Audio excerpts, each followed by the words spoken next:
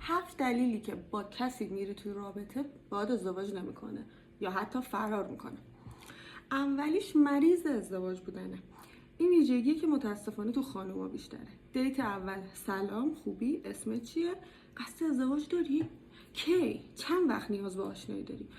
درسته آدم تو اوایل رابطه باید هدفشو بدونه، ولی نه انقدر تابلو، نه انقدر سریع، نه عین یه آدمی که دنبال یک راه فراره و ازدواج راه خوشبختیش، چون واقعا هم که اینطور نیست.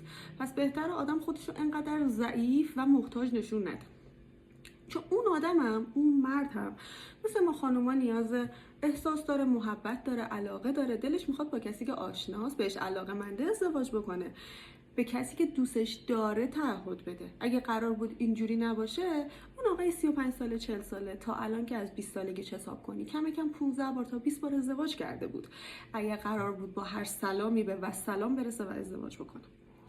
دومیش ازدواج بدون سنده. خیلی از خانوما بدون اینکه اصلا ازدواج بکنن زن طرفن، هیچ چیزی از ازدواج کم نیست. از وظایف زنانگیش بگی، از حذف کردن خیلی چیزایی که خانم تو زندگی خودش کم کرده و زندگی آقا اضافه کرده. حتی خیلی خانم‌ها کمک مالی میکنن و مهمتر از همین با طرف زندگی میکنن. هم خونگی و ازدواج سفید یک انتخابه، طبیعتا یک انتخاب شخصیه، ولی باعث عقب افتادن ازدواج رسمی حتما میشه، به خاطر اینکه هر چیزی که لازمه توی اون ازدواج هست و اون امضا در ظاهر چیز خاصی اضافه نمیکنه. به خصوص تو کشور ما که قوانین ازدواج یه حالتیه که به خانوما یه سری امکانات میخواد بده. طبیعتا وقتی اون آقا همه چیزو داره دیگه نیازی نداره زیر تعهد بره. گزینه سوم کیس آب نمکه.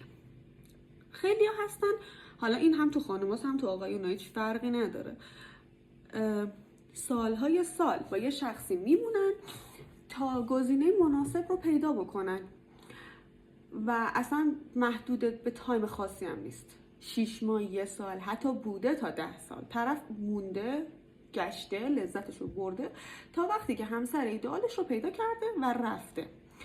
و اینکه کیس آب نمک بودن خیلی راحت آدم میتونه بفهمه اگر چشماشو وا بکنه، و میگم ربطی به تایم خیلی خاصی هم نداره، ولی خب هرچی تایم بیشتر باشه احتمال آب نمک بودن هم بیشتره.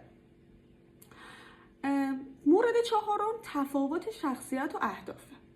این خیلی مهمه. خیلی ها هستن پارتنرهای خوبی هن، ولی آقا به دلایلی اصلا نمیخواد ازدواج بکنه، تو خودش نمیبینه، خودش رو یک کیس دوستی میبینه، خودش رو یک کیس آزاد میبینه و شما دنبال ازدواجی. این دوتا شخصیت به هم نمیخوره. تا زمانی که یکیتون به پای یکی دیگه بیاید میتونه تو رابطه باشید. خب طبیعتا اونی که دنبال ازدواج نیست نمیاد ازدواج کنه، که شمایی که دنبال ازدواجی ولی داری با اون با دوستیش کنار میای میتونی بمونی، پس میشه یک طرفه. حالا فرق نمیکنه، بالاخره خیلی خانم‌ها هستن که دنبال ازدواج نیستن و بعضی آقایون دنبال ازدواجن، ولی تفاوت مسیر و اهداف همه چیزو به هم میزنه.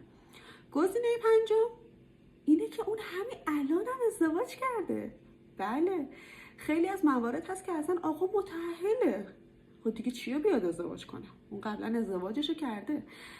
و خیلی موارد بوده که طرف ازدواج کرده بعد با خانواده دختره رفت و آمد داره، یه نامزدی الکی هم کرده و حتی خانوادهش باش هم دست بودن، مثلا تا مرحله نامزدی و اینجور چیزا که حالا سندیت نمیخواد همکاری کردن باهاش. خب واقعا جای تاسفه، ولی این مورد هم باید حواسش باشه. و مورد ششم میدونی نمیشه ولی اصرار و پافشاری میکنه. خیلی از موارد هستن عین اون موضوعی که طرف میگه من قصدم ازدواج نیست. حالا این که تو دیت اول طرف بگه من قصدم ازدواج نیست زیاد مورد مهمی نیست، چون اصلا تو دیت اول به حرفا خیلی نمیشه اکتفا کرد، چه بگه اهل ازدواج هست چه بگه نیست، این زیاد مهم نیست. ولی وقتی بعد یه مدت میدونی که مثلا طرف یه بیماری خاصی داره، یه شرایط خاصی داره، میخواد مهاجرت بکنه، خانواده‌اش نمیخواند، خانوادت نمیخوانش و خیلی چیزا میدونی نمیشه ولی به زور میخوای بشه، اونم یکی از موارده. و مورد هفتم، مورد آخر، اینه که شما انرژی زنانت یا پایینه، یا اخلاقت بده، یا ظاهرت بده، یا شرایط مالیت بده، یا هیستوری زندگیت خیلی بده و یه سری ویژگی‌های بد داری که یا میدونی یا نمیدونی، ولی طرف بهت بروت نمیاره، ولی به خاطر اون چیزا هیچ وقت نمیخواد بیاد تو همسرش باشی. این به این معنی نیستش که هیچکی نمیخواد، ولی اون آدم نمیخواد و باید توی رابطه آدم در کنار ویژگی‌های مثبتی که داره ویژگی‌های منفی خودش هم بدونه. خیلی از آقایون هستن که حالا چون الان بحث طرف ازدواج آقایونو دارم میگم، مثلا زن فلان رنگ پوست رو دوست ندارن ولی دوستن باهاش، ولی هیچ موقع نمیخوان ازدواج بکنن. یه سری ویژگی‌ها هست که آدم باید کم کم از زبون طرف بکشه و بدونه که مثلا تو دراز مدت هم منو با این ویژگی‌ها میخوای یا نمیخوای.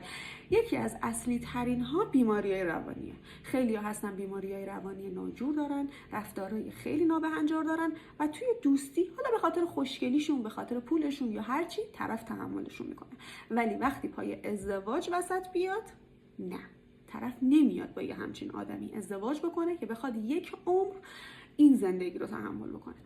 این یکی از ویژگی های اصلیه که درسته هفتم بود ولی به نظر من میتونه اولیا باشه.